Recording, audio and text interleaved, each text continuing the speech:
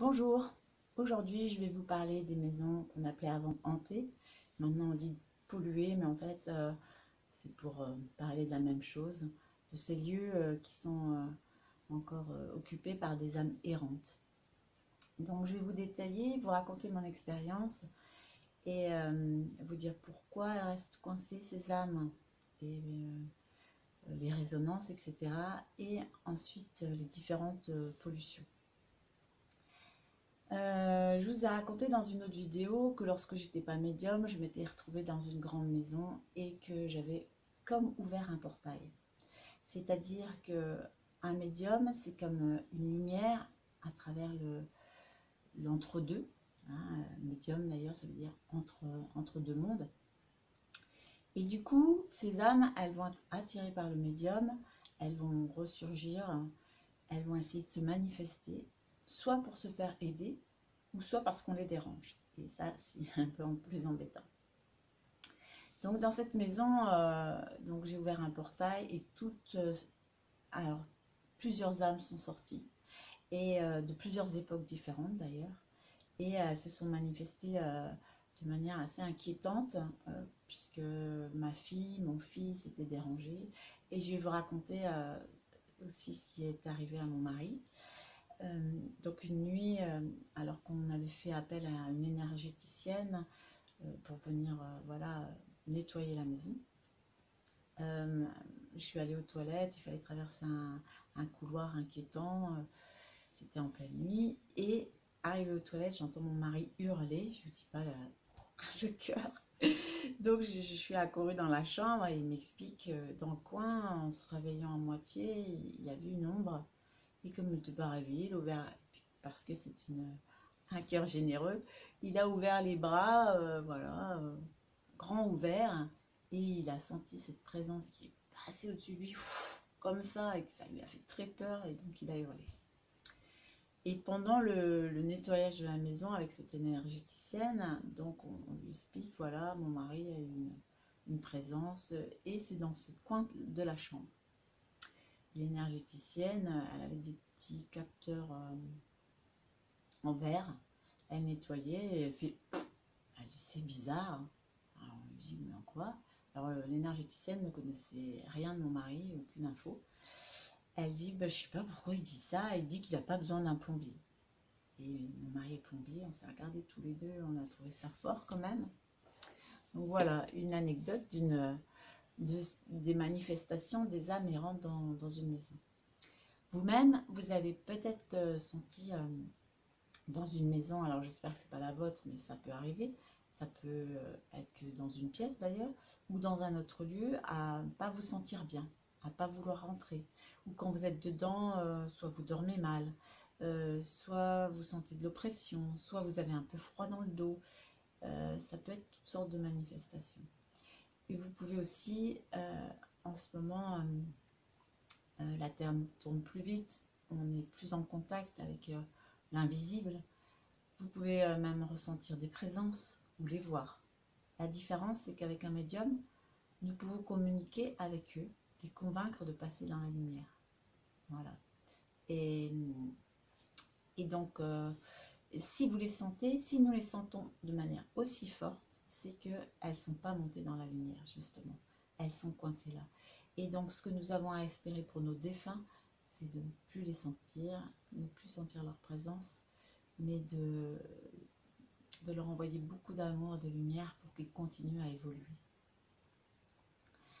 Alors, donc, ensuite, comme je vous l'ai expliqué, j'ai fait cette formation avec Claudie Schlasta, qui nous a appris donc, à nous servir de notre don de médium et de dépolluer les maisons.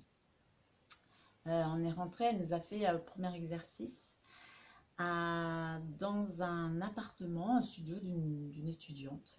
Bon, ça faisait pas trop rêver, enfin ça faisait pas trop peur de se dire qu'on allait dans un studio d'étudiante. Et pourtant, en fait, ce studio était accolé à d'autres maisons. Et en face, il y avait un grand mur qui était l'enceinte d'un grand parc avec un ancien portail à côté qui était fermé. Et en fait, cette jeune fille dormait mal, son chat était toujours planqué sous la couette. C'était vraiment très chargé, très lourd. Et effectivement, nous avons pu voir que c'était ce studio, cette maison était le passage de chariots au moment de la peste, des chariots avec des tas de morts, de cadavres, de macabées, de toutes sortes, de mourants, enfin, c'était vraiment horrible et qui passaient par ce studio. Et donc, c'était assez impressionnant. Donc, effectivement, nous avons nettoyé cette maison, nous avons élevé les vibrations et fait passer ces âmes dans la lumière qui continuaient à errer. Parce que, effectivement, c'était une période très marquante qui les avait plombés. Les risques, il y a des risques en tant que médium, c'est de se faire un peu malmener ou se faire squatter, on peut dire. Avec une amie, on est allé nettoyer une maison où il y avait ça avait été très touchant, une famille juive qui s'était réfugiée pendant la guerre dans cette maison et qui avait peur d'en sortir. Du coup, voilà, leur âme était restée coincée. Et c'est tout, avec beaucoup d'amour, d'empathie, nous avons réussi à faire passer cette famille dans la lumière. Enfin, nous pensions que nous avions fait passer tout le monde. Mais de retour dans la voiture, je dis à mon amie, oh, j'ai mal au cou, je me sens pas bien. Elle me dit, ben, en rigolant, c'est normal, t'as ramené quelqu'un. Et en fait, c'était un jeune adolescent qui s'était mis en résonance avec mon côté un peu trop maternant et qui était resté avec moi en me disant bah, que bon, je devais être sympathique, maternante, donc qui restait accroché au lieu d'être dans la lumière. Donc en rentrant dans la lumière, dans la maison, excusez-moi, en rentrant chez nous, avec cet ami, on a réussi à vraiment à faire en sorte qu'il se décolle de moi. On a réussi à le convaincre qu'il serait mieux dans la lumière. Et d'ailleurs, on a fait une expérience assez forte. C'est-à-dire que mon ami a pris la place de l'adolescent qui était carrément collé à moi. Et puis, on l'a amené à la lumière. Donc, on visualisait une colonne de lumière qu'on ne voit pas, mais qu'on a en pensée. Et mon ami s'est venu se coller, mais se buter contre cette colonne.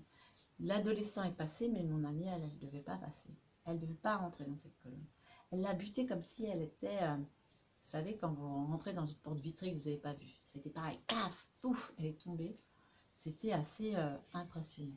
Elle n'a rien eu, mais bon, elle était un peu sonnée. Alors, il faut savoir aussi que si nous choisissons un lieu, eh ben, c'est parce qu'on est en résonance avec ce lieu et avec quelquefois ces âmes qui sont restées coincées. Par exemple, la famille juive, elle était attachée à une photo de la jeune fille de la maison, une photo où elle était petite. Parce qu'en fait, ça leur rappelait la petite fille, trait pour trait, la petite fille qui s'avait perdue, qui avait été fusillée. Il y a aussi, par exemple, dans une autre maison, avec mon mari, qui est très gourmand, à chaque fois qu'il se mettait à table, il y avait le piezo de la gazinière qui se mettait en route. Et il n'y avait que quand il était là. Parce que quand moi j'étais à la cuisine, ça n'arrivait pas. Et en se connectant, c'était une cuisinière, une ancienne cuisinière, qui continuait à cuisiner, voilà, ses tâches quotidiennes, et qui rentrait en résonance avec la gourmandise de mon mari et l'appétit de mon mari, et du coup qui était contente et qui arrivait à manifester le piezo de la gazinière. Dernièrement aussi, j'ai fait monter une âne qui avait été violée et l'habitante de cette maison l'avait été aussi. Donc vous voyez, à chaque fois, il peut y avoir des résonances, hein, la plupart du temps. Ne pas confondre entre mémoire des lieux, quelquefois il y a des mémoires et des âmes, ce qui est, c'est pas tout à fait le même travail. Voilà ce que j'ai à dire. Il y a justement, il peut y avoir différentes pollutions. Il peut y avoir des présences des âmes errantes, mais il peut y avoir aussi des pollutions électromagnétiques, telluriques. Et là, euh, parce que en fait, vous pouvez ne pas bien dormir dans votre maison ou vous sentir mal dans votre maison pour différentes raisons. C'est pour ça qu'avec Isabelle Covin, mon amie qui est géobiologue, ensemble nous travaillons à nettoyer, à dépolluer les maisons où il y a un malaise ou un mal-être. Donc ça, ce sera dans une prochaine vidéo. Voilà, je vous ai fait vraiment un résumé assez succinct de ce que j'ai pu vivre dans les maisons. J'espère que cette vidéo vous a plu. En tout cas, si c'est le cas pour votre maison, n'hésitez pas à appeler un médium. Et certains géobiologues sont très sensibles aussi. Mais ça, c'est différent, nous le verrons une prochaine fois. Si vous avez trouvé ma vidéo intéressante, n'hésitez pas à liker, à partager et pourquoi pas vous abonner. À bientôt!